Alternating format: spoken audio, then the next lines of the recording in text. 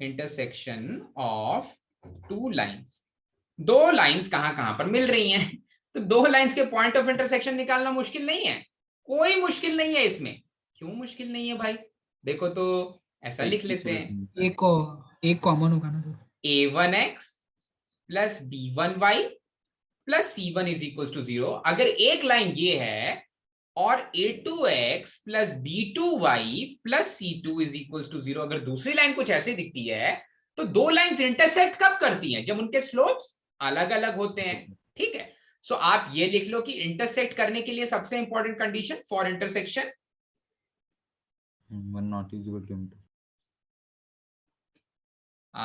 For intersection आपके slopes अलग अलग होंगे, so a1 upon a2 must not be equals to b1 upon b2। ठीक है, ये बराबर नहीं होने चाहिए भाई। अच्छा, ये बराबर नहीं हो रहे हैं, मैं बोल रहा हूं ये बराबर नहीं हो रहे हैं, तो क्या इसका बचपन में हमने कोई मेथड पढ़ा था, pair of linear equations in two variable को सॉल्व करने का method? Cross multiplication, a1 upon x BC AB, y z लिखेंगे, एक्स वाई जेड लिखेंगे और फिर बोलेंगे भाई कि अब तो क्रॉस मल्टीप्लिकेशन करना है। तो ये वाला a1 times of b2, a2 times of b1 किसके पास जाने वाला है भाई? ये जो कांस्टेंट टर्म आने वाला है, यहाँ z तो नहीं है, यहाँ कांस्टेंट टर्म फिर 1 लेना पड़ेगा, कोफिशिएंट यहाँ पर 1 लेते हैं, 3 डिग्री ले लिया था, फाइन ठीक है।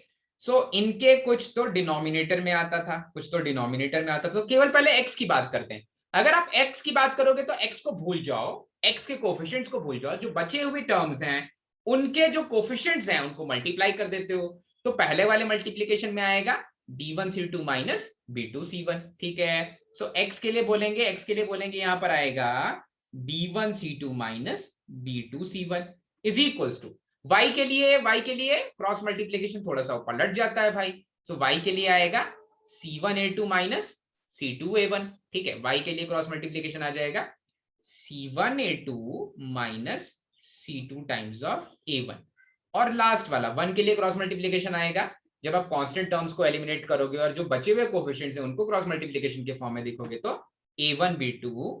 a1b2 minus a2b1। ठीक है, ये चीज सभी को पता थी? Yes sir. यस, ठीक है।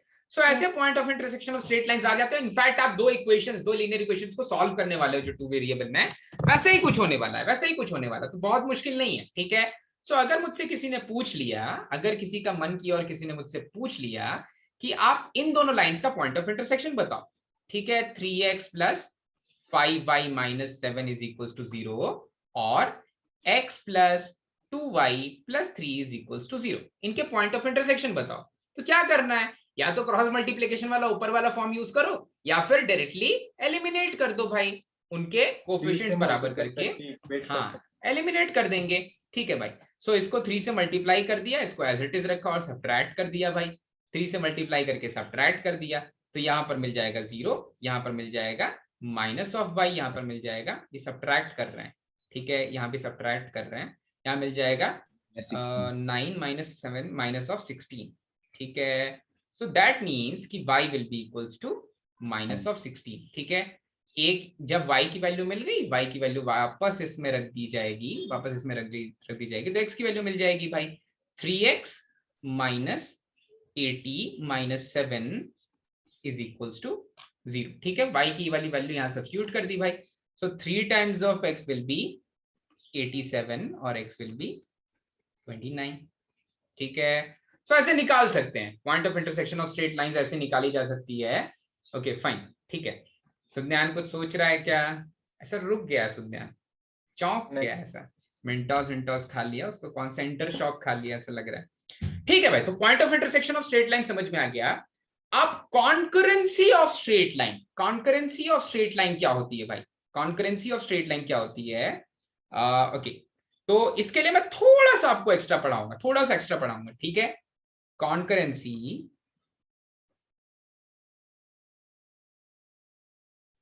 ऑफ स्ट्रेट लाइंस, ठीक है, तो दो स्ट्रेट लाइन के तो केवल एक ही पॉइंट ऑफ इंटरसेक्शन होगा, तो जब दो से ज्यादा स्ट्रेट लाइंस किसी एक पॉइंट से पास करने लग जाती हैं तब कॉन्करेंसी आती है। ठीक है, तो उसके लिए जो मिनिमम वाला केस होगा वो होगा कि 3 स्ट्रेट लाइंस एक ही पॉइंट से पास कर रही है, तो क्या कंडीशन बन रहा है? ठीक है, कौन सी कंडीशन बन रही है? If 3 straight lines are passing through a single point, 3 straight lines एक ही पॉइंट से पास कर रही हैं, तो कंडीशन ऑफ कॉन्करेंसी क्या होगी? ठीक है, तो देखो अब मैं 3 स्ट्रेट लाइंस, यहां पर 3 straight lines are said to be concurrent, यहां पर लिख लेते हैं, डेफिनेशन लिख लेते हैं भाई, काम की चीज है। 3 स्ट्रेट लाइंस और मोर, ठीक है, 3 straight lines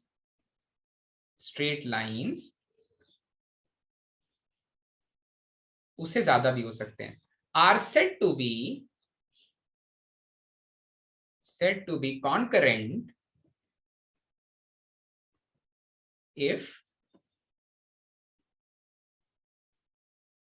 if they pass through a single point, say x1, y1, इसी पॉइंट से तीनों लाइंस पास कर रही हैं, तो बोलेंगे कॉन्करेंट है। कोइंसिडेंट मतलब जानते हो ना, एक के ऊपर एक ओवरलैप हो जा रहा है। कॉन्करेंट मतलब एक ही पॉइंट से पास कर रहे हैं, ठीक है। तो अगर किसी को कोई डाउट हो रहा है भाई कॉन्करेंसी समझने में, तो ऐसा स्केच ड्रॉ कर लेगा, ठीक है। ये वाली, अरे मुझे लाइन चाहिए ना, सो ये वाली एक लाइन है, एंड देन ये ग्रीन वाली दूसरी लाइन ले लेते हैं, उसी पॉइंट से पास करने वाली लाइन, उसी पॉइंट से, ठीक है। ये चीज समझना इसलिए इंपॉर्टेंट है क्योंकि अब हम थोड़ी देर बाद जो चीज पढ़ने वाले हैं वो शायद आपने diversity in the living world में बायोलॉजी में पढ़ा होगा 10th में, ठीक है। तो वैसी वाली कोई चीज, ठीक है।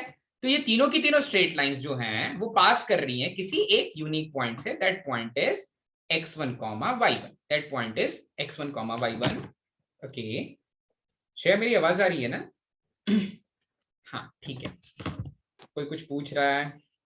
इंटरनेट की कृपा, इंटरनेट की कृपा, ओ नहीं समझ में आता कभी कभी, बहुत हाई ऑर्डर थिंकिंग जोक्स बोलते हो भाई, ठीक है।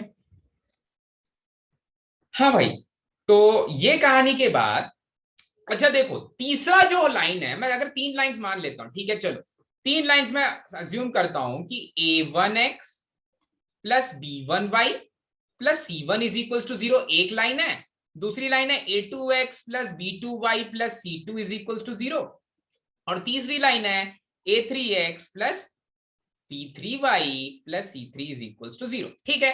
तो अगर ये लाइंस कॉन्करेंट हैं, अगर ये लाइंस कॉन्करेंट हैं, ओ मेरा आवाज कट हो रहा था, अगर ये लाइंस कॉन्करेंट है तो मैं क्या बोलूंगा, ध्यान से सुनना, मैं बोलूंगा कि इस वाली लाइन, पहली वाली लाइन और दूसरी वाली लाइन का जो पॉइंट ऑफ इंटरसेक्शन होगा, पहली वाली लाइन और दूसरी वाली लाइन का जो पॉइंट ऑफ इंटरसेक्शन होगा उसको मैं मान लेता हूं that point of intersection is x1, y1, ठीक है, that point of intersection is x1, y1।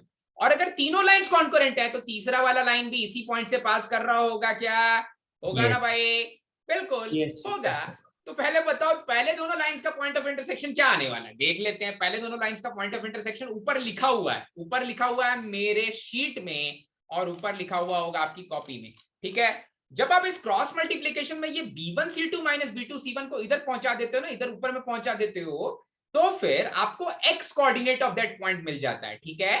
Point of intersection का x कोऑर्डिनेट विल बी केवल इन दोनों, ये पिक्चर देख लो भैया, ये पिक्चर देख लो, ये वाली चीज और ये वाली चीज केवल देखोगे ना, फिर नीचे वाला जो x के नीचे मसाला है उसको ऊपर पहुंचा दो, तो x will be equals to b1c2 minus b2c1 divided by a1b2 minus a2b1, given that a1b2 minus a2b1 is non-zero, ठीक है।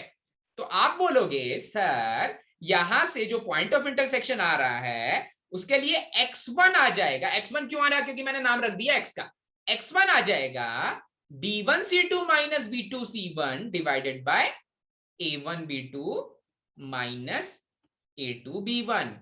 और वैसे ही अगर इतना दिमाग लगा ही लिया, इतना घुटनों पर जोर डाल ही दिया हमने, इतना घुटनों पर जोर डाल ही दिया है, तो इतना घुटनों पर जोर डालने के बाद आप मुझे बताओ कि y1 की वैल्यू क्या आ जाएगी? धीमे स्वर में बताना भाई। c2a1 divided by a1b2 minus a2b1। हाँ c1, एक सेकेंड, हाँ c1a2 minus c2a1, c1a2 minus c2a1 divided by a1b2 minus a2b1। अब आप बोलोगे सर अगर तीसरी वाली लाइन भी इसी पॉइंट से पास करती है तो ये जो पॉइंट है ये तीसरी वाली लाइन को सेटिस्फाई करेगा। चलो भाई तुम्हारी बात मान ली जाए, तुम्हारी बात मान लेते हैं। तो रख दो भाई तीसरी वाली लाइन में ये वाला इक्वेशन, ये वाले दोनों कोऑर्डिनेट्स रख दो, तो वहां पर आ जाएगा A3 multiplied by B1C2 minus B2C1 plus B3 multiplied by C1A2 minus C2A1, और दोनों के ही जो डिनोमिनेटर्स होंगे वो बिल्कुल सेम होने वाले हैं, तो दोनों के ही डिनोमिनेटर्स होने वाले हैं A1B2 minus A2B1, A1B2 minus A2B1। अच्छा, और प्लस क्या करने वाले हैं C3, वैल्यू क्या आने वाली है 0, ठीक है। अच्छा भैया थोड़ा सा और सिंप्लीफाई करते हैं, अगर A1B2 minus A2B1 non zero है तभी ये मसाला सारा काम कर रहा है भाई, ठीक है, तभी खाना बन पा रहा है। वो मसाला जो डिनोमिनेटर में वो हमेशा नॉन जीरो होना चाहिए, वरना पॉइंट्स कहीं भाग जाएंगे इंफिनिटी पर, कभी मीट नहीं करेंगे, पैरेलल लाइंस बन जाएंगी। सर मतलब कोई पॉइंट स्ट्रेट नहीं हो सकता, इसका मीनिंग पॉइंट स्ट्रेट नहीं हो सकता, नहीं सॉरी लाइन ऐसा पैरेलल नहीं हो सकता ना किसी एक्सिस से। हाँ, लाइन डिनोमिनेटर एक्सिस से नहीं, लाइंस पैरेलल है ही नहीं, केवल ये है। अगर A1 upon A2 B1 upon B2, अरे A1 B2 minus A2 B1 अगर जीरो हो जाएगा तो A1 upon A2 equals to B1 upon B2, A1 upon A2 equals to B1 upon B2 क्या होगा, क्या देगा, या तो कोइंसिडेंट लाइंस या फिर पैरेलल लाइंस, ठीक है। हाँ, तो यहाँ पर तो एक पॉइंट ऑफ इंटरसेक्शन की बात हो रही है, वहां पर तो या तो इनफाइनाइट पॉइंट्स ऑफ इंटरसेक्शन मिलेंगे या फिर नो पॉइंट ऑफ इंटरसेक्शन मिलेगा, तो ये को इस चीज को बराबर नहीं करना, ठीक है। अच्छा थोड़ा सा और सिंप्लीफाई करते हैं, चलो मजा आ रहा है। यहां पर सिंप्लीफाई करके लिखेंगे A3, थोड़ा सा थोड़ी सी और मेहनत और उसके बाद मेहनत आपकी रंग लाने वाली है। A3 B1C2 minus B2C1 minus common ले लो, minus B3 C2A1 minus C1A2, ठीक है, plus C3 A1B2 minus A2B1, ठीक है, इज इक्वल्स टू 0, ठीक है। ये वाली चीज 0 हो जानी चाहिए। अब ये वाली चीज की खूबसूरती देखना चाहते हो क्या भाई, ये वाली चीज की खूबसूरती देखो कहां पर दिखती है। ये खूबसूरत सी चीज आपको दिखेगी एक डिटर्मिनेंट में। एक डिटर्मिनेंट में कैसे दिखेगी भाई, आप डिटर्मिनेंट में जो अपने लाइंस के कोफिशिएंट्स हैं एक्स वाई जेड के, वो रख दो लाइन से चिपका के रख दो भाई, लाइन से चिपका के रख दो। A1 B1 C1 A2 B2 C2 और A3 B3 C3, ये अगर 0 हो जाएगा तब भी आपकी तीनों लाइंस कॉन्करेंट हो जाएंगी। अब ऐसा क्यों हो रहा है, ऐसा क्यों हो रहा है, अगर थोड़ा सा गौर से देखोगे तो मैं अब थर्ड रो के अबाउट अगर एक्सपैंड करूं तो इसकी पोजीशन क्या है भाई, A3 की position first row, sorry third row first column, ठीक है, तो इवन पोजीशन पे है, मतलब पॉजिटिव साइन ही रहेगा A3 का। सो A3 मल्टीप्लाइड, देखो तो इसको एलिमिनेट करोगे, इसको एलिमिनेट करोगे, B1C2 माइनस B2C1, ये वाला पार्ट मिलेगा क्या, बिल्कुल मिलेगा, बिल्कुल मिलेगा, ठीक है। अच्छा भाई दूसरे वाले की बात करते हैं, ठीक है। यहां पर हाँ B3, क्योंकि इसकी पोजीशन क्या है, इसकी पोजीशन है third row second column 2 3, odd position है, ऑड पोजीशन है तो माइनस के साथ ओपन होगा, माइनस के साथ ओपन होगा, फिर इसके जो कॉलम और इसके रो को एलिमिनेट कर दोगे तो A1C2 माइनस A2C1 आ जाएगा, A1C2 माइनस A2C1, अरे यही वाली चीज आ रही है। और तीसरे वाला भी ऐसा ही है, C3 के साथ third row third column even position positive sign, इसको उड़ा दो, इसको उड़ा दो, A1B2 माइनस A2B1, चमका क्या, 3 lines are concurrent if this determinant is 0, और इस डिटर्मिनेंट का नाम पता है क्या बोलते हैं, काफी काम की चीज है। अभी तक हमने क्या पढ़ा था, general equation of a curve where one variable is there, और कहीं ना कहीं उसका डिस्क्रिमिनेंट पढ़ा था हमने किसी क्वाड्रेटिक इक्वेशन में। क्या होता है जब क्वाड्रेटिक इक्वेशन दो वेरिएबल्स के फॉर्म में आ जाए, तो ये जो डेल्टा है ना, ये वहां पर डिस्क्रिमिनेंट जैसा बिहेव करता है, ठीक है। तो इसका नाम हम रखते हैं, हम बोलेंगे कि तीन लाइंस अगर कभी कॉन्करेंट हैं तो यही वाली चीज जो डेल्टा है, यही वाली चीज डेल्टा 0 हो जाएगी, यही वाली चीज जो डेल्टा है वो 0 हो जाएगी, ठीक है। बिल्कुल अच्छे से क्लियर हो गया भाई, डायरेक्ट डिटर्मिनेंट बनाओ, रख दो, सॉल्व कर दो भाई, आंसर आ जाएगा, ठीक है। अब एक छोटा सा और पार्ट, अब जैसा कि मैंने आपको बताया था कि बायोलॉजी में काफी लोग पढ़ते हैं, काफी इंटरेस्टिंग सी चीज, मेरा भी फेवरेट चैप्टर था diversity in the living world, ठीक है। मोनेरा, प्रोटेस्टा, फंजाई, ये सारी चीजें पढ़ते थे भाई, ठीक है, एनिमेलिया, क्या क्या मैमल्स और वर्टिब्रेट्स और नॉन वर्टिब्रेट्स, ठीक है, एनालिडा, पॉलीफेरा, ऐसा ऐसा, ठीक है। सो बिल्कुल वैसे ही जो भी इस दुनिया में आया है वो कैसे आया होगा भाई? परिवार से आया है, ठीक है, परिवार से आया है। परिवार is the basic unit of life, ठीक है, सेल नहीं है। परिवार is the basic unit of straight lines. तो स्ट्रेट लाइंस के परिवार के बारे में पढ़ना और काफी काम की चीज है भाई। बड़े बड़े क्वेश्चन छोटे दिखने लग जाते हैं अगर आपको स्ट्रेट लाइंस के परिवार के बारे में पता चल जाए तो स्टार्ट करेंगे। Family of straight lines, family of straight lines, straight lines, family of straight lines, ठीक है। अब अगर मुझे किसी स्ट्रेट लाइन को डिफाइन करना होता है, किसी स्ट्रेट लाइन के परिवार को डिफाइन करना होता है, तो आपने हेरिडिटी इवोल्यूशन पढ़ा होगा भाई। X chromosome, y chromosome, x chromosome, x chromosome आते हैं, ऐसा कुछ एक्स वाई बनता है, कभी कभी एक्स एक्स बनता है। वैसे ही अगर आपको स्ट्रेट लाइंस की फैमिली को डिफाइन करना है तो आपको दो अलग अलग स्ट्रेट लाइंस की जरूरत पड़ेगी, दो अलग अलग स्ट्रेट लाइंस की जरूरत पड़ेगी। सो एक स्ट्रेट लाइन मैं कुछ ऐसा ले लेता हूं, एक स्ट्रेट लाइन मैंने कुछ ऐसी ले ली और दूसरी स्ट्रेट लाइन मैंने कुछ ऐसी ले ली, ठीक है। अब ये दोनों स्ट्रेट लाइंस मिलके, ठीक है, ये दोनों स्ट्रेट लाइंस, इनको थोड़ा ऐसे ले लेते हैं जैसे लगे ना कि ये परपेंडिकुलर ही हैं। हाँ भाई, ये दोनों स्ट्रेट लाइंस मिलके इनफाइनाइट स्ट्रेट लाइंस रिप्रेजेंट कर सकती हैं अगर मैं इन्हें एक और वेरिएबल दे दूं तो। अगर मैंने एक और वेरिएबल दे दिया तो इन्होंने ये पूरा परिवार बना देंगी भाई। दो स्ट्रेट लाइन से पूरा परिवार बन जाएगा। कैसे बनेगा, कैसा दिखता होगा वो परिवार? तो वो जो परिवार है जो इन दोनों स्ट्रेट लाइन से बन रहा है हाँ, वो स्ट्रेट लाइन जो इन दोनों, सॉरी, वो फैमिली, वो परिवार जो इन दोनों स्ट्रेट लाइन से बन रहा है, मधुरा बात कर ले पहले जिससे कर रही है, तो वो जो परिवार है वो इस वाले पॉइंट से पास कर रहा होगा। पूरा का पूरा परिवार, पूरा का पूरा परिवार, मतलब ये क्या है भाई?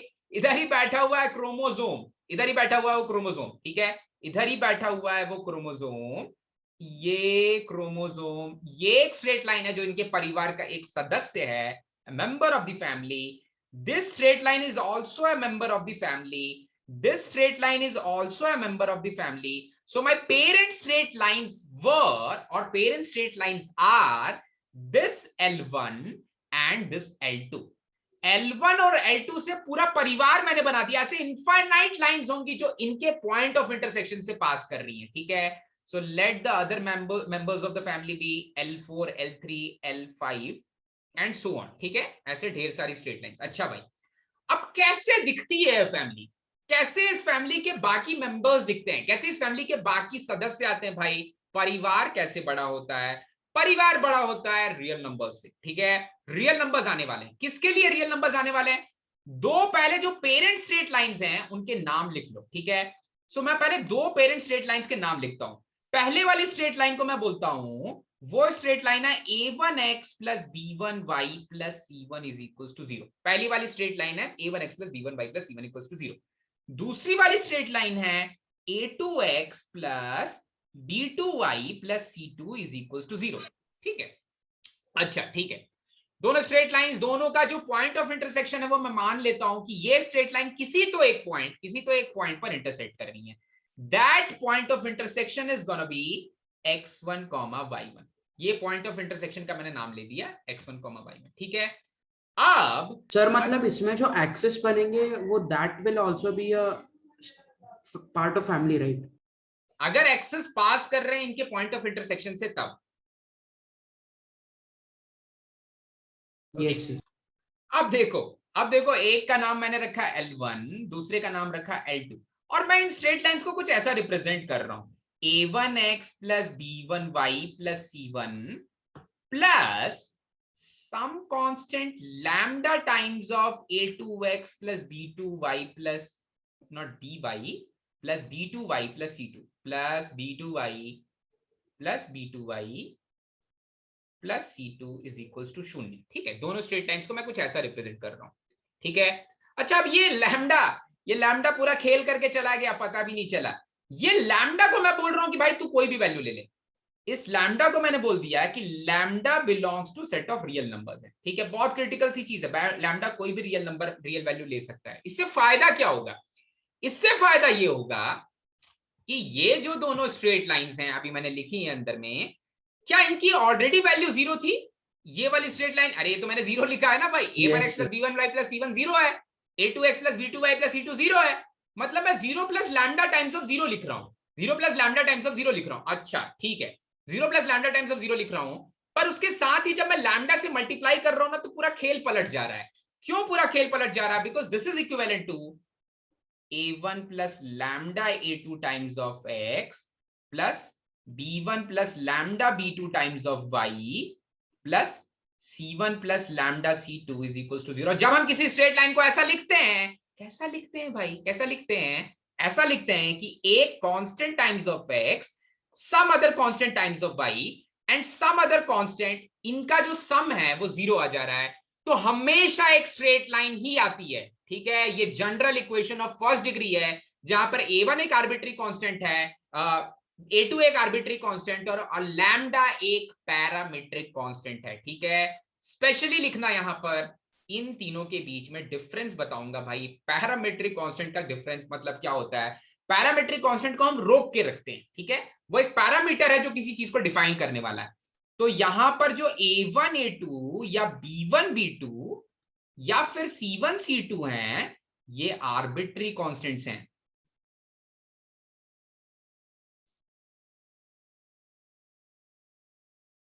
ठीक है, लैम्डा एक पैरामीट्रिक कांस्टेंट है।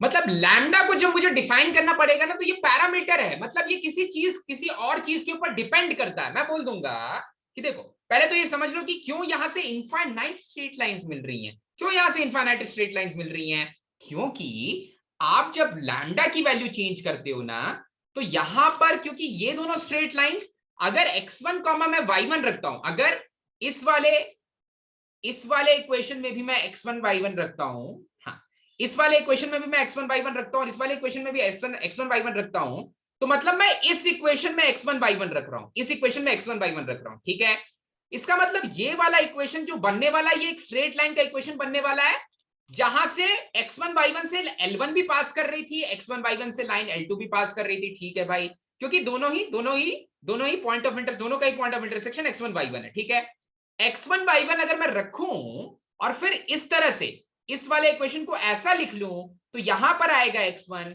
यहां पर आएगा y1। ठीक है, अब क्योंकि आप लैम्डा की वैल्यू बार बार चेंज कर रहे हो, ठीक है, लैम्डा की वैल्यू बार बार चेंज कर रहे हो, तो एक्चुअली यहां पर अगर c1 प्लस लैम्डा c2 ला करके आप डिवाइड कर दोगे ना, तो y is equal to mx plus c का फॉर्म भी यहां से बन सकता है। ठीक है, कंफ्यूजन हो रहा है, लिख लेते हैं y is equal to mx plus c का फॉर्म लिख लेते हैं। वैसे बुक्स में नहीं लिखा हुआ है, पर समझने के लिए y is equal to mx plus c के फॉर्म में मैं इसको कन्वर्ट करता हूं। ठीक है, कैसे कन्वर्ट हो जाएगा भाई? ऐसे हो जाएगा convert, y is equal to minus a1 plus lambda a2 divided by b1 plus lambda b2 multiplied by x और minus c1 plus lambda c2 divided by a1 plus lambda a2। ठीक है, पूरे परिवार को यहां पर लैम्डा ने अकेले डिफाइन कर दिया भाई। ठीक है, पूरे परिवार को, पूरा परिवार लैम्डा के ऊपर डिपेंडेंट है। क्यों पूरा परिवार लैम्डा के ऊपर डिपेंडेंट है?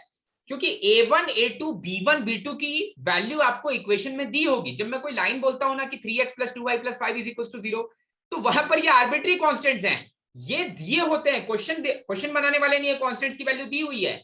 लैम्डा जो है उसकी वैल्यू आपके ऊपर डिपेंड करती है और उसकी value condition to condition change होती रहती है। अरे line 3x plus 2y plus 5 change नहीं होगा, दूसरी line 5x plus 2x plus 2y plus 7 is equal to 0, वो दोनों लाइन के इक्वेशंस चेंज नहीं हो रहे हैं, इसलिए a1 b1 a2 b2 change नहीं हो रहा है। पर लैम्डा की वैल्यू जब आप चेंज करते हो ना, तो देखो यहां पर ये वाला जो y है, ये वाला जो y है, क्योंकि मैंने इसी वाले इक्वेशन से हम यहां तक आए हैं, और इस वाले इक्वेशन को भी x1, y1 सेटिस्फाई कर रहा है, और इस वाले इक्वेशन को भी x1, y1 सेटिस्फाई कर रहा है। इसका मतलब इस वाले इक्वेशन को भी x1, y1 सेटिस्फाई कर रहा है, इसका मतलब इस वाले इक्वेशन को भी x1, y1 सेटिस्फाई कर रहा है। मतलब ये लाइन एक ऐसी लाइन है जो x1, y1 से पास कर रही है। अच्छा, तो x1, y1 से कौन सी लाइन? ये वाली लाइन के बारे में सर आप बात कर रहे हैं, या ये वाली लाइन के बारे में बात कर रहे हैं, या ये वाली लाइन के बारे में बात कर रहे हैं? मैं सारी की सारी लाइंस के बारे में बात कर रहा हूं, क्योंकि लैम्डा जब जब अपनी वैल्यू चेंज करेगा, तब लाइंस अपना स्लोप चेंज करेंगी भाई। देखो L5 का स्लोप कुछ और है, L3 का स्लोप कुछ और है, L1 का स्लोप कुछ, सॉरी ये जो भी L4 का स्लोप कुछ और है।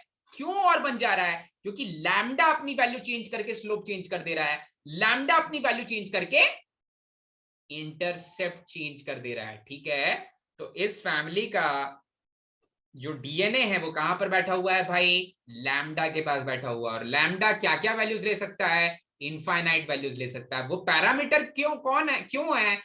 क्योंकि आपको बोलेगा वो लाइन का इक्वेशन बताओ जो इनकी फैमिली का तो पार्ट है पर उसका स्लोप है 60 डिग्रीज। ठीक है, तो आप ये जो 60 डिग्री है ना, ये जो 60 डिग्री स्लोप बोल दिया, इस स्लोप के ऊपर लैम्डा डिपेंडेंट हो जाएगा। ठीक है, 60 डिग्री जो मैंने स्लोप बोल दिया वो पैरामीटर, वहां से मैं एक यूनिक लाइन ही निकाल पाऊंगा। हाँ, इनके फैमिली की ही कोई लाइन होगी पर एक यूनिक लाइन होगी, फिर इनफाइनाइट लाइंस नहीं होंगे जो 60 डिग्री का स्लोप बना रही हैं। इन दोनों लाइन की फैमिली से पास करने वाली एक यूनिक लाइन ही होगी जो 60 डिग्री का स्लोप बना रही है। तो ये जो 60 डिग्री का स्लोप बना रही है ना, इससे मुझे लैम्डा की वैल्यू पता चलती है, इससे मुझे लैम्डा की वैल्यू पता चलती है कि वो कौन सी लाइन है जो 60 डिग्री का स्लोप बना रही है, उससे लैम्डा की वैल्यू पता चल जाएगी। ठीक है, तो क्लियर हो रहा है भाई, लैम्डा एक पैरामीट्रिक कांस्टेंट है, ए बी सी मेरे आर्बिट्री कांस्टेंट्स हैं। आर्बिट्री से आप डिक्शनरी मीनिंग पे चले जाओ। ए बी सी की वैल्यू आपको क्वेश्चन बनाने वाले ने दी है, आपको कंडीशन देगा क्वेश्चन बनाने वाला कि भाई ये कंडीशन है, तो जो पैरामीटर है ना वो कंडीशन के ऊपर डिपेंड करता है। ठीक है, सो पैरामीट्रिक कांस्टेंट और आर्बिट्री कांस्टेंट्स के बीच में डिफरेंस समझ में आया? Yes Yes. परिवार, Yes, इस परिवार की सारी लाइंस कैसे मिल जा रही हैं लैम्डा से, ये समझ में आ रहा है भाई? यस यस ठीक है, सर ठीक है, अब इसके ऊपर क्वेश्चंस करते हैं। ठीक है, एक फैमिली ऑफ लाइंस का जो कंडीशन होता है वो सर, और केवल, वो C1 प्लस लैम्डा C2 के नीचे B1 प्लस लैम्डा अच्छा यहाँ पर B2 B1 plus lambda B2 है, मुझसे गड़बड़ हुआ, ये मेरे तरफ से गलती हुई है। आप सभी इसको करेक्ट कर लो भाई, ये बहुत बड़ा ब्लंडर था। B1 plus lambda B2। ठीक है, किसी लाइन की फैमिली का इक्वेशन लिखे कैसे भाई? लाइन की फैमिली का इक्वेशन सिंपली लिखते हैं, दो लाइन से फैमिली बनती है, तो एक लाइन का इक्वेशन लिखो, जीरो से इक्वेट मत करो, प्लस दूसरी लाइन का इक्वेशन लिखो, लैम्डा से मल्टीप्लाई करो, जीरो से इक्वेट करो।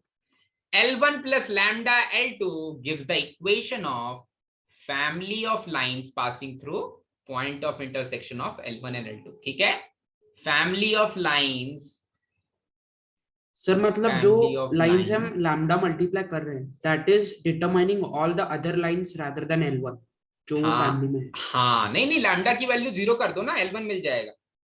हाँ सर, एक सेकेंड, ठीक है, family of lines passing through intersection of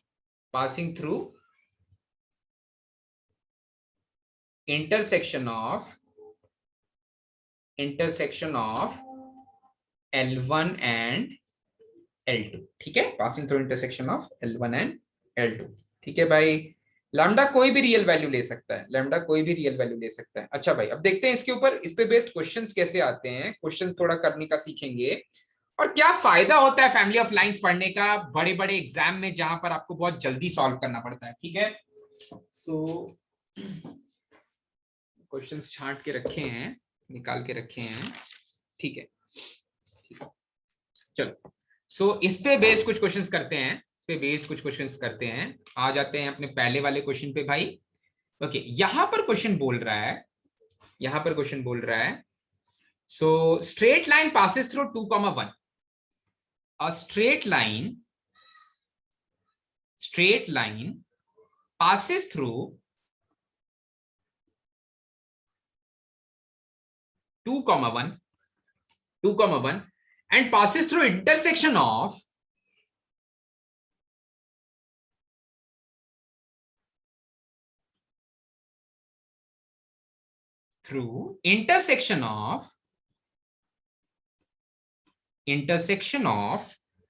x plus 2y is equals to 3, intersection of x plus 2y is equals to 3 and 2x minus 3y is equals to 4।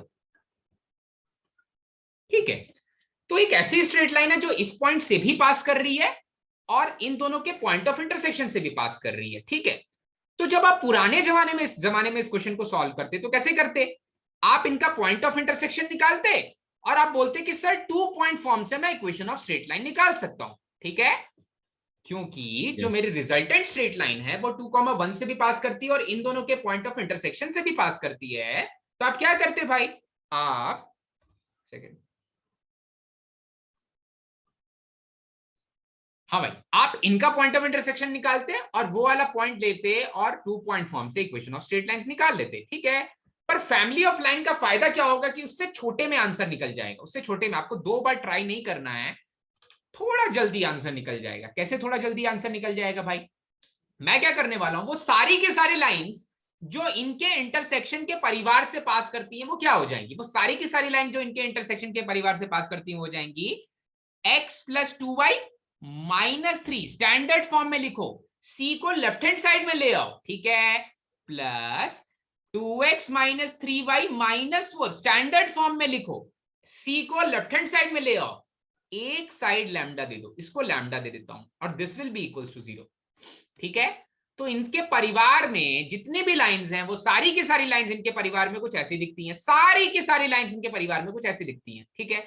अब आपको बोला जा रहा है कि वो सर वो एक लाइन 2 और 1 बताओ, सब्स्टिट्यूट करना है ना बाद में, देन बिल्कुल सही लैम्डा ऋषिकेश, वो एक लाइन बताओ जो 2,1 से पास कर, अरे इनके परिवार में ही कोई लाइन है जो 2,1 से भी पास कर रही है, तो 2,1 रख दो भाई, इन्हीं के परिवार की लाइन है भाई, 2,1 रख देंगे, x की वैल्यू 2, y की वैल्यू 1 रख दी, तो लैम्डा की वैल्यू रख जाएगी, लैम्डा की वैल्यू रख जाएगी नहीं, लैम्डा की वैल्यू निकल जाएगी, ठीक है। तो 2,1 रख दिया, लैम्डा इज इक्वल्स टू 0, तो यहां से देखो लैम्डा की वैल्यू आ जा रही है, this is 1 and this will be minus of 3 lambda is equals to 0, so lambda will be equals to 1/3। तो आप बोलोगे सर लैम्डा की वैल्यू निकाल लिया, कौन सा बड़ा काम, अरे पैरामीटर निकल गया भैया, पैरामीटर ऊपर निकाल के वापस रख दो तो लाइन मिल जाएगी, वो लाइन मिल जाएगी जिसका इक्वेशन हम निकाल रहे थे। तो लैम्डा की वैल्यू वापस रख देते हैं, लैम्डा की वैल्यू वापस रख देते हैं, x plus 2y minus 3 plus lambda की वैल्यू 1/3 रख दी, 1/3 रख दी, 1/3, यहां पर लिखा 2x minus 3y minus 4 is equals to 0, this will be the equation of straight line. थोड़ा सिंप्लीफाई करना है, कर लेते हैं भाई, कर लेते हैं भाई। सो करा, इक्वेशन सिंप्लीफाई किया तो यह जाएगा 3x plus 6y minus 9 plus 2x minus 3y minus 4 is equals to 0। थोड़ा सा और आसपास में रखते हैं इनको, so 5x plus 3y minus 13 is equals to 0, ठीक है। ये हो जाएगी मेरी वो लाइन जो 2,1 से पास भी कर रही है और इनके पॉइंट ऑफ इंटरसेक्शन से भी पास कर रही है, मतलब इन्हीं के परिवार की एक लाइन है, ठीक है। अब देखने में बहुत छोटी सी चीज लग रही है पर बड़े बड़े क्वेश्चंस इससे सॉल्व हो जाते हैं भाई, ठीक है। एग्जाम में बाकी जो इक्वेशंस उनसे तोते उड़ जाते हैं भाई, ठीक है। काफी काम की चीज है फैमिली ऑफ लाइंस, जिसको समझ में आ गया ना, इसके बाद फैमिली ऑफ पैराबोला आएगा, फैमिली ऑफ सर्कल्स आएगा, फैमिली ऑफ एलिप्स आएगा और फैमिली ऑफ हाइपरबोला या रेक्टेंगुलर हाइपरबोला भी आएगा, ठीक है। तो फैमिली के इक्वेशन समझने हैं भाई, family of lines, family of circles, इनके इक्वेशन आने चाहिए, बहुत काम की चीज है, बहुत ज्यादा काम की चीज है, ठीक है। बढ़ जाते हैं आगे भाई, ठीक है। नेक्स्ट वाली चीज, नेक्स्ट वाला क्वेश्चन इनफैक्ट, ठीक है। सो नेक्स्ट क्वेश्चन इज, ठीक है, यहां पर बोल रहा है if a, b, c are in arithmetic progression, if a, b, c are in arithmetic progression and then ax plus by plus c is equals to 0 passes through a fixed point,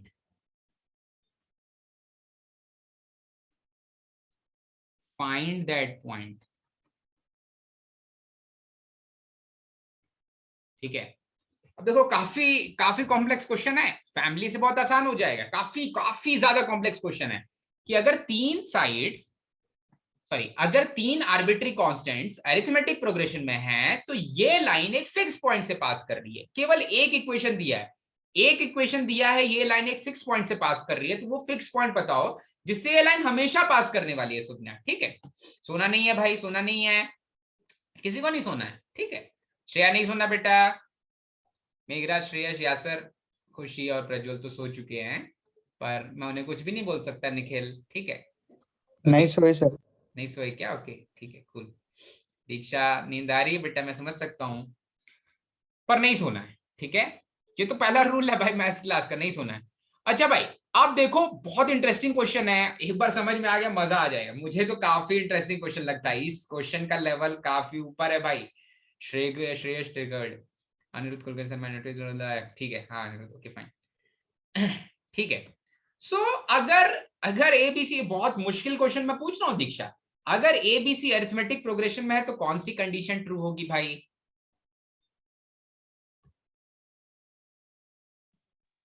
B is equal to A plus C.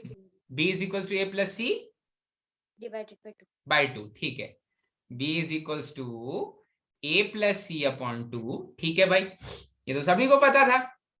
अच्छा, अगर b a plus C by 2 है तो इस वाले equation को भी satisfy करेगा। एकदम ध्यान से देख लो, बहुत काम की चीज है, बहुत काम की चीज है। छोटा सा क्वेश्चन है पर बड़े बड़े क्वेश्चन सॉल्व हो जाएंगे इससे। तो मैं b की जगह पर क्यों ना लिख दूं a प्लस सी बाई 2, ठीक है। तो ऐसा बन जाएगा a plus C by 2 times of y plus c is equal to 0, ठीक है। मानते हो ये चीज? मानती है निशा? बर्थडे मना लेना थोड़ी देर बाद, केक कटेगा मस्त, मैं आ जाऊंगा घर पे। हाँ, a plus C by 2 times of y plus C, इस तरह से लिख लेंगे भाई। अच्छा भाई, अब एक्चुअली यहां पर दो स्ट्रेट लाइंस छुपी हुई है आयुष, दो स्ट्रेट लाइंस छुपी हुई हैं, तुझे वो दोनों स्ट्रेट लाइंस सोच के निकालनी है। दो स्ट्रेट लाइंस कैसे छुपी हुई हैं देख, यहां पर लिखेंगे ax plus a by 2 times of y plus c by 2 times of y plus c is equal to 0, ठीक है, plus c is equal to 0। Then अगर मैं a कॉमन ले लेता हूं तो बोलूंगा x plus y upon 2 plus c common ले लेता हूं तो y upon 2 plus 1 is equal to 0। c common ले लेता हूं तो y upon 2 plus 1 is equal to 0, ठीक है स्वामिनी? बोर तो नहीं हो रही है? थोड़ा हिम्मत रख, बस क्लास खत्म होगी, होगी एक ना एक दिन होगी, ठीक है। थोड़ी सी हिम्मत रखनी है भाई, थोड़ी सी हिम्मत। अच्छा भाई, अब चॉकलेट खत्म हो गई, अब भूल गया मैं यार, इधर चॉकलेट दे। हाँ भैया आयुष, अगर मैं इसको थ्रू आउट ए से डिवाइड कर दूं तो ए मेरा था एक पैरामीटर, सॉरी ए मेरा था एक आर्बिट्री कांस्टेंट, मैं इसको ए से थ्रू आउट डिवाइड कर दे रहा हूं। सानिका थ्रू आउट डिवाइड कर दे रहा हूं, कल बर्थडे मनाना, ठीक है, आज पढ़ ले बस। अगर ए से थ्रू आउट डिवाइड कर दे रहा हूं तो ये बन जा रहा है x plus y upon 2 plus c upon a multiplied by y upon 2 plus 1 is equal to 0। चमका क्या? मैं क्या करना चाहता था, चमक गया क्या? किसी को चमका? क्या हुआ यहाँ पर? c तो अपॉन लैम्डा पैरामीट्रिक फॉर्म में कन्वर्ट करना चाहते थे। पैरामीट्रिक फॉर्म मत बोल, फैमिली बोल, फैमिली बोल, परिवार बोल, परिवार बोल। हाँ, फैमिली जैसा दिखने लग गया।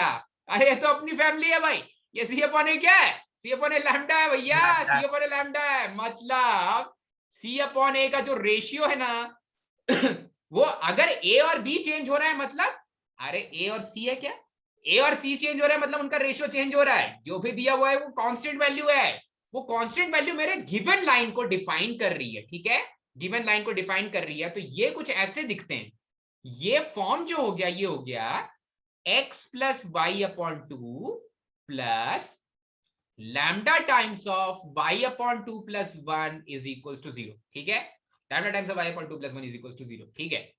अब क्योंकि ये equation of family of straight lines है जो एक फिक्स्ड पॉइंट से पास कर रही है, आपको यूनिक लाइन नहीं बोल रहा आपको फिक्स्ड पॉइंट निकालो। फिक्स्ड पॉइंट इन दोनों लाइंस का पॉइंट ऑफ इंटरसेक्शन होता है भाई, इन दोनों लाइंस का पॉइंट ऑफ इंटरसेक्शन ही वो फिक्स्ड पॉइंट होता है। ये आपकी 2000 रैंक ऊपर कर देगा भाई जेईई मेंस में, अगर सेम क्वेश्चन आ गया तो। लिख के ले लो, पूरे भारत में 0.5% वाले बच्चे ही क्वेश्चन सॉल्व करेंगे, लिख के ले लो पक्का, ठीक है।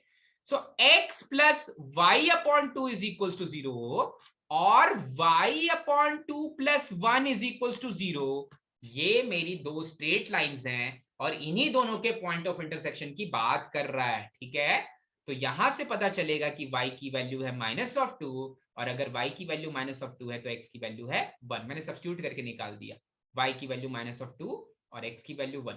तो वो फिक्स्ड पॉइंट जब ax plus by plus c is equal to 0, जहां पर ध्यान देना a b c भी तीनों आर्बिट्री कांस्टेंट्स थे और x y भी दोनों मेरे वेरिएबल्स थे, ठीक है।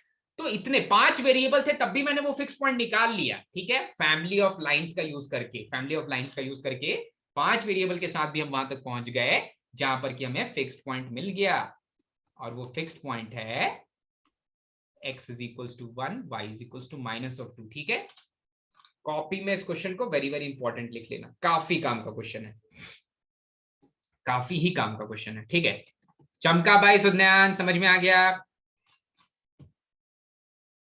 मधुरा बोल। Yes, sir. सर मतलब अभी ए बी सी कौन सा भी वैल्यू हो in AP, all the values will satisfy 1 and -2। 1 and -2 मतलब वो वैल्यू तो नंबर ही होगा, पर वो एबीसी आप 2, 4, 6 रखो या 3, 6, 9 रखो, कैसा भी एपी रखो, वो हमेशा 1, 2 से पास कर रहा है, 1, -2 से पास कर रहा है। ठीक है, हमेशा पास कर रहा है। ठीक है, क्लियर है? ये वैसे प्रीवियस ईयर आईटी जेईई का क्वेश्चन है, पार्ट है किसी क्वेश्चन का। ओके, नेक्स्ट क्वेश्चन पे आ जाते हैं। ठीक है, नेक्स्ट क्वेश्चन थोड़ा आसान है, उसके कंपैरिजन में थोड़ा आसान है। ठीक है, if 3a plus 2b plus 6c is equals to 0 and ax plus by plus c is equals to 0 passes through a fixed point, passes through a fixed point, find that point।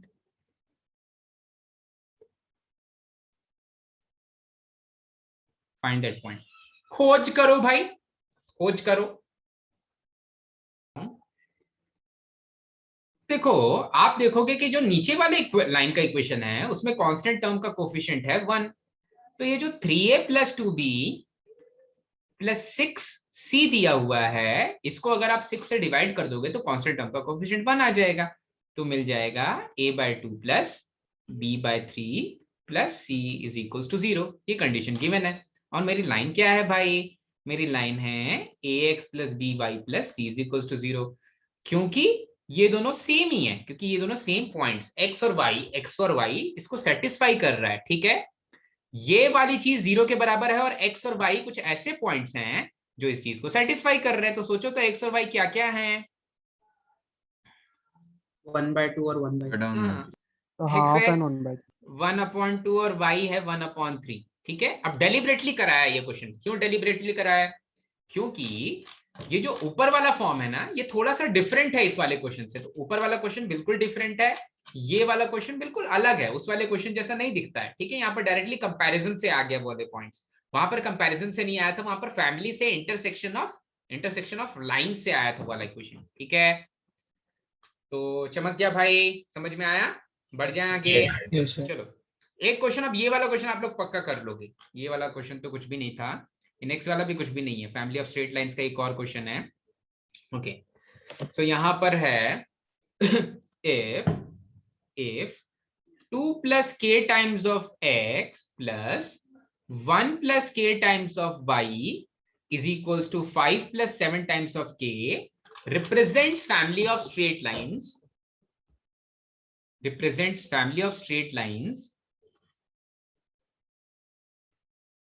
represents a family where k belongs to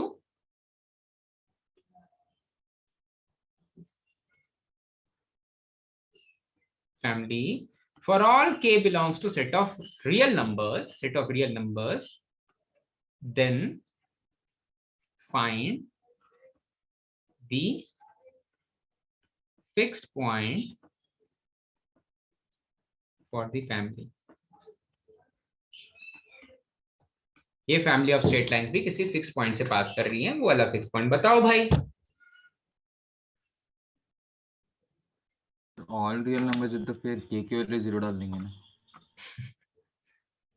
नहीं बेटा, नहीं ऐसे नहीं करेंगे sir वो k into something plus और एक equation देंगे, दोनों को हाँ, 0 से इक्वेट, दोनों का पॉइंट ऑफ इंटरसेक्शन निकालेंगे। समझ तो अथर, यहाँ पर मैं क्या बोल रहा हूँ ना, आप ऐसा लिखो 2x plus y minus 5, एक इक्वेशन बनेगा, मैं सबको LHS में ला करके k कॉमन ले रहा हूँ, प्लस k टाइम, ये k मेरा लैम्डा है यार, यही समझो, k times of x plus y minus 7 is equals to 0।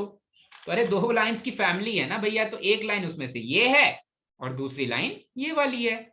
अब ये जो फैमिली है ये किसी फिक्स्ड पॉइंट से पास कर रही है, तो वो फिक्स्ड पॉइंट क्या हो जाएगा, जिस फिक्स पॉइंट से पास कर रही है, तो बस सॉल्व कर देंगे दोनों लाइंस को। So 2x plus y minus 5 is equal to 0 और x plus y minus 7 is equal to 0, ये फैमिली का पॉइंट ऑफ इंटरसेक्शन निकाल लो। अब ये फैमिली का पॉइंट ऑफ इंटरसेक्शन कौन बताएगा, तुम्हें पता है? कौन बताएगा? गेस करो कौन बताएगा? मैं बताएगा नहीं, जिसने वीडियो, यासर बताएगा। यासर बता तो इनका पॉइंट ऑफ इंटरसेक्शन क्या आ रहा है?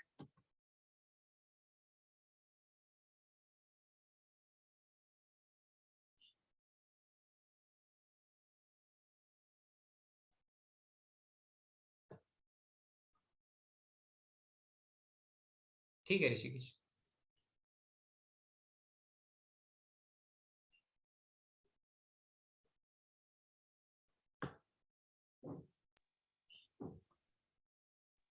Sir x plus y is equal to, so 14 minus 5 is equal to 9 आ रहा है ना? अच्छा 14 माइनस 5 इज इक्वल टू 9 आ रहा है। ठीक है ठीक है, चल अच्छा। सॉल्यूशन का मतलब समझता है, एक्स और वाई के इंडिविजुअल वैल्यूज निकालना है, इतना मुश्किल नहीं है बेटा, देख ले एक बार। सर 9 और एक -2 आ जा रहा है। ठीक है चलो फाइन। एक और क्वेश्चन करते हैं इससे रिलेटेड, 2 मिनट अभी भी है मेरे पास। मैंने बोला था I will extend it to 15 minutes, पर I am not extending. So कुछ और समय है, आई गेस सभी को सॉल्व करने आ गया, कोई बहुत बड़ी चीज नहीं है family of straight lines. So let us move on to the next question related to family of straight lines. Okay, find the equation of line. Find the equation of a line passing through the intersection of ये दोनों lines. कौन सी दोनों lines भाई? 3x minus 4y plus 1 is equals to 0, इसके और 5x plus y minus 1 is equals to 0, इन दोनों के पॉइंट ऑफ इंटरसेक्शन से पास कर रही है and makes equal intercepts with access. ठीक है, ट्राई करो तो, एक सेकेंड। फाइन। सो बिल्कुल सही, स्लोप का वैल्यू बनाने वाला बिल्कुल सही आपने ट्राई किया। ओके जल्दी जल्दी कर लेते हैं भाई। सो यहाँ पर ये इक्वेशन हो जाएगा 3x माइनस 4y प्लस 1, और क्योंकि फैमिली की बात हो रही है भाई, इन दोनों लाइन से पास करने वाली लाइन की बात हो रही है, तो lambda times of 5x plus y minus 1 is equal to 0। अच्छा, तो वो जो स्ट्रेट लाइन नई वाली आने वाली है वो कैसे दिखने वाली है? वो ऐसी दिखनी सर वो अभी हम इसको पूरा सॉल्व करके will 3 plus 5 lambda take it to times the of form x x by a plus y by b बिल्कुल सही ऋषिकेश, वैसे ही करना है। और a is equal to b कर देंगे। हाँ बिल्कुल सही, बिल्कुल सही किया आपने ट्राई। सो ऋषिकेश अपना आंसर लिख देना, तो ये ऐसा आ जाएगा। अच्छा लिखा क्या? तो ये बन जाएगा लैम्डा माइनस 4, ये बन जाएगा लैम्डा माइनस 4 और plus last one is 1 minus lambda is equals to 0। ठीक है, okay fine. Lambda minus 4 1 minus lambda. ठीक है, अब देखो मैं इसको स्टैंडर्ड फॉर्म में लेके जाना चाहता हूँ, जो इंटरसेप्ट वाला फॉर्म है उसके स्टैंडर्ड फॉर्म में लेके जाना चाहता हूँ। ठीक है, तो मैंने इसको कुछ ऐसा लिखा भाई, 3 plus 5 lambda times of x plus lambda minus 4 times of y is equals to lambda minus 1। फिर डिवाइड कर दो भाई इसको थ्रू आउट लैम्डा माइनस 1 से, तो यहाँ पर आपको मिल जाएगा x divided by lambda minus 1 3 plus 5 lambda, ये वाली चीज, plus y divided by lambda minus 1 और लैम्डा माइनस 4। ठीक है, इज इक्वल्स टू 1। ठीक है, मैंने थ्रू आउट लैम्डा माइनस 1 से डिवाइड कर दिया और फिर उसका रेसिप्रोकल ले लिया। ठीक है, तो जो अब चीज x के नीचे आ रही है और y के नीचे आ रही है, यही तो मेरे इंटरसेप्ट्स हैं, और इंटरसेप्ट्स मेरे इक्वल हैं। ठीक है फाइन, इंटरसेप्ट्स अगर मेरे इक्वल हैं तो I will say lambda minus 1 divided by 3 plus 5 times of lambda will be equals to lambda minus 1 divided by lambda minus 4। अब काफी लोगों का मन मचला होगा कुछ कैंसिल करने के लिए भाई, क्या कैंसिल करने के लिए मन मचल रहा होगा? Lambda minus lambda minus one. ठीक है, तो इसको लैम्डा माइनस वन को कैंसिल मत करो, लैम्डा माइनस वन को कैंसिल मत करो। देखो तो इसको कुछ ऐसा लिख लेते हैं, लैम्डा माइनस वन अगर मैंने कॉमन लिया इसको एलएचएस में ले जाकर के, तो this will become lambda minus 4 minus 3 plus 5 lambda divided by lambda, sorry, divided by lambda minus 4 multiplied by 3 plus 5 lambda.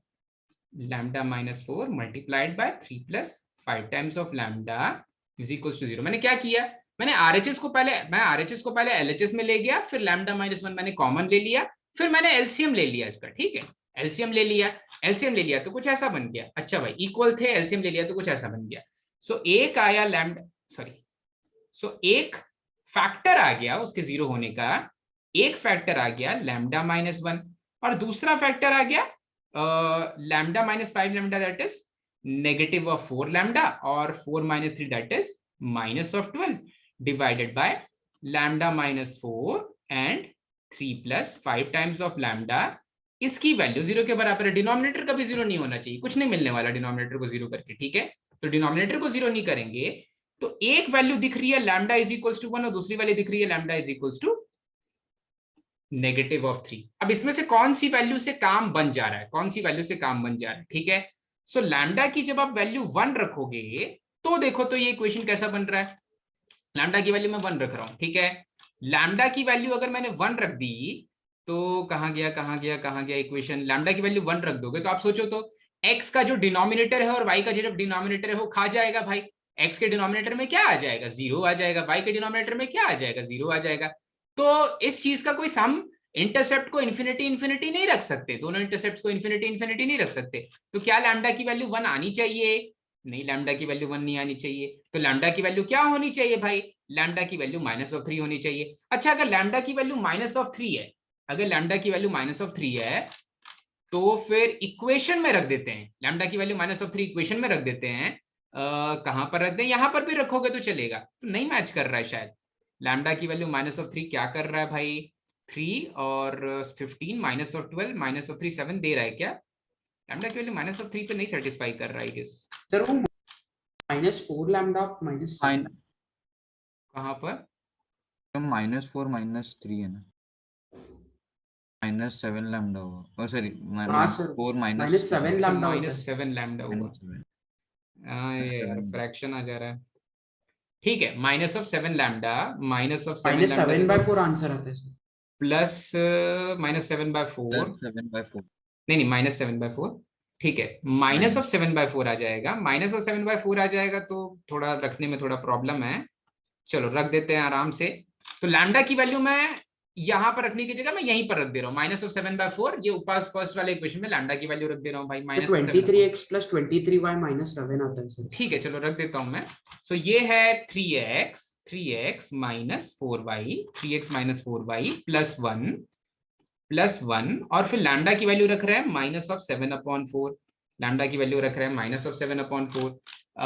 5x + y -1 5x + y -1 = 0। ठीक है भाई, तो यहां से इसको अगर आप सॉल्व कर लोगे तो 4 तो 0 हो नहीं सकता भाई। ठीक है, सो 12x - 16y + 4 -35x - 7y + 7 = 0 दे देगा भाई। तो यहाँ से दे देगा -23x और -23y और +11 = 0। और फिर से रीचेक कर लो भाई, +11 = 0 -7/4। आप लोग कुछ और बोल रहे थे, कैलकुलेशन चेक कर लेना एक बार। सो यहाँ से तो मैं यही बोल- -7 + 4 आएगा ना? कहाँ पर? अच्छा, -7 नहीं, correct. +4 जब मैंने एलसीएम लिया और देन मल्टीप्लाई कर दिया 7 से, तो +7 और +4 5x प्लस समथिंग है, -1 है लास्ट में, सो प्लस ही आ जाएगा। सो आप इसको लिखोगे 23x + 23y। दिख गया है, आपके इंटरसेप्ट बराबर हो गए हैं। सो आप लिखोगे इसको 23x + 23y और -11 और उसको RHS में ले जाकर के +11 लिख देंगे। अगर आप इसको इंटरसेप्ट फॉर्म में लिखना चाहते हो तो x / 11/23 + y / 11/23 will be equals to 1, ऐसा लिख लोगे। एक बार कैलकुलेशन चेक कर लेना सभी, कर लो अभी चेक। कोई बोल रहा है -7/23, एक बार चेक कर लो।